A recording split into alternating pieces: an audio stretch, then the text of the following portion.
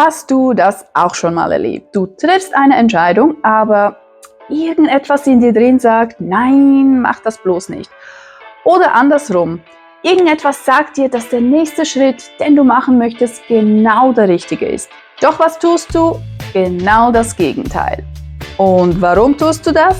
Weil du verlernt hast, auf deine Intuition zu hören und ihr zu vertrauen. Und genau das ist das Problem. Wir bringen uns so oft in unerwünschte und ungewollte Situationen im Leben, nur weil wir eher gewillt sind, anderen Stimmen Glauben zu schenken als unserer eigenen. Klar, wenn es dann schief läuft, dann können wir die Schuld anderen in die Schuhe schieben. Doch, was bringt das eigentlich? Ich sag's dir, nichts, denn die leidtragende Person in dieser ganzen Geschichte bist nämlich du. Also, wie schaffst du es, mutiger zu werden und deiner Intuition künftig mehr zu vertrauen und ihr zu folgen? Das erfährst du heute in diesem Video.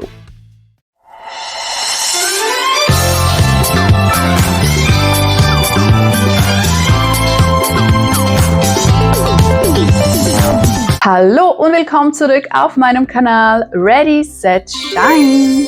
Falls du neu hier bist, mein Name ist Mariano Kege, ich bin Unternehmerin, Marketing- und Kommunikationsexpertin, Ehefrau, zweifache Mama und noch viel mehr.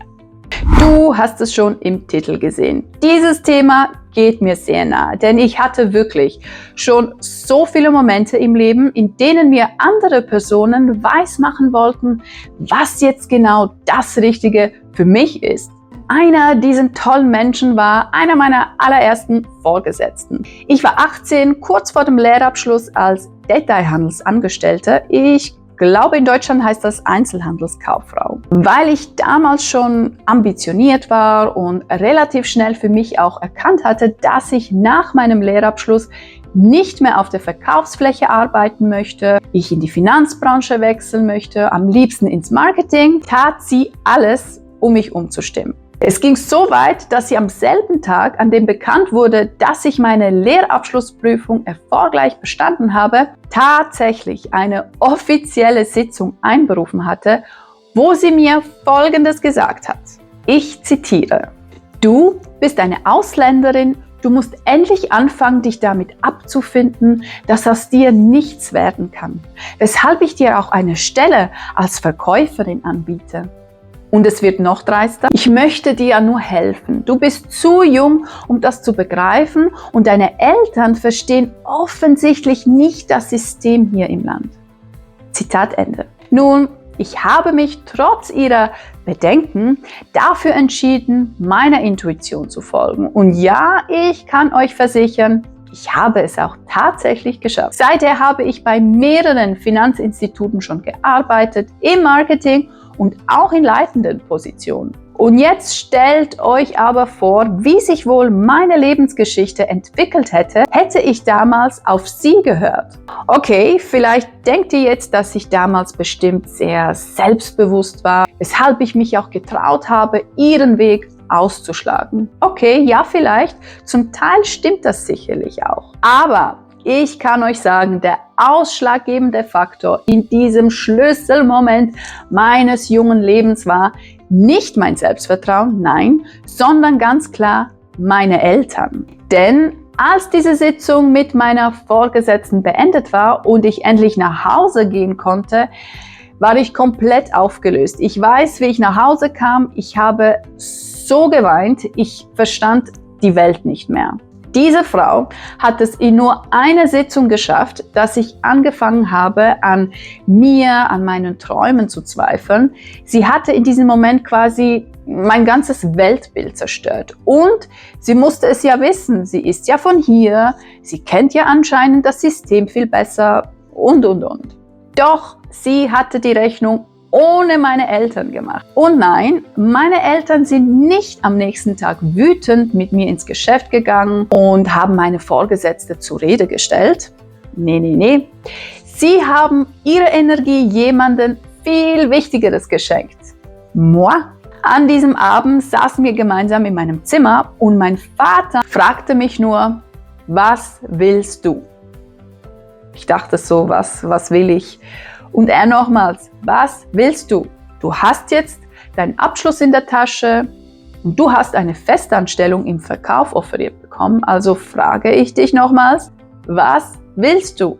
Und da habe ich einen kurzen Moment überlegt und ihm gesagt, dass ich dort nicht arbeiten möchte, dass das nichts mehr für mich ist, dass ich mehr will, dass ich mich ganz klar in der Finanzbranche sehe, dass ich ins Marketing will und dass ich zwar noch nicht ganz genau weiß, wie ich genau dorthin komme, aber dass ich ganz tief im Inneren weiß, dass ich das schaffe und dass das die richtige Entscheidung für mich ist.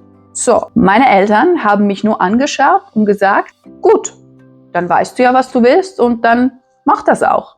Und ich dachte nur so, what?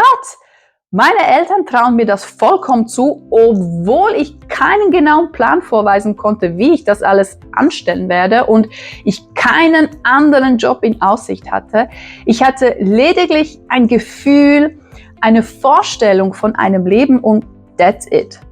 Doch für sie war es in dem Moment wichtig, mir zu zeigen, dass sie meiner Intuition vertrauen. Sie gaben mir quasi die Erlaubnis, meinem Bauchgefühl zu folgen. Und ich dachte mir, wenn sie es taten, was könnte mich dann noch davon abhalten? Ich bekam von ihnen in diesem Moment nicht nur Rückendeckung, sondern auch eine Bestätigung, stets meiner Intuition zu folgen. Und das war der Schlüsselmoment. So, jetzt fragst du dich vielleicht, okay, alles schön und gut. Ich hatte leider diesen Support oder diesen Schlüsselmoment nicht mit meinen Eltern. Also wie kann ich denn meine Intuition wieder mehr wahrnehmen und ihr vertrauen?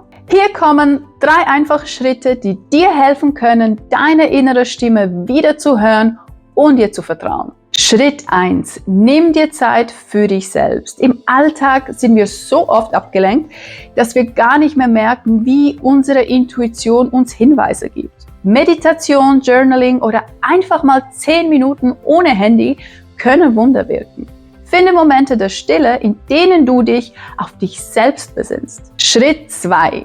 Achte auf deinen Körper. Unser Körper gibt uns ständig Signale, ein ungutes Gefühl im Magen, Kopfschmerzen bei bestimmten Entscheidungen oder jedes Mal, wenn du dich mit einer bestimmten Person treffen willst. Das ist deine Intuition, die spricht. Lerne diese körperlichen Signale bewusst wahrzunehmen. Und Schritt 3. Übung macht den Meister. Vertraue auf deine Intuition. Und wenn du mal falsch liegen solltest, ist das kein Grund, gleich aufzugeben. Denn wenn du die ersten 2 Schritte anfängst, kontinuierlich anzuwenden, wirst du mit der Zeit die Signale immer besser deuten können. Ladies, wir leben in einer Welt, in der alles durch Algorithmen bestimmt wird.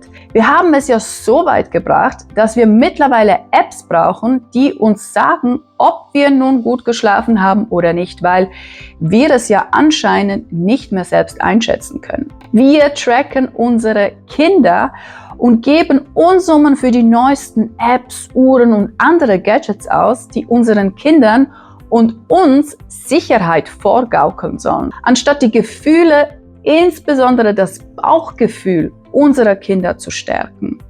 Klar, gewisse Apps und Co.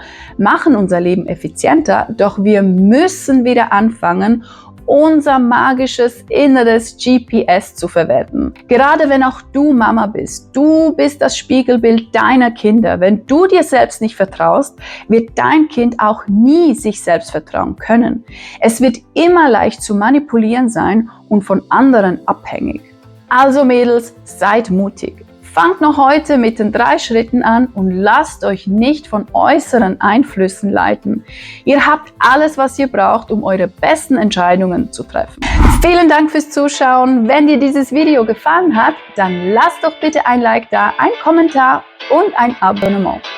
Bis zum nächsten Mal. Keep shining!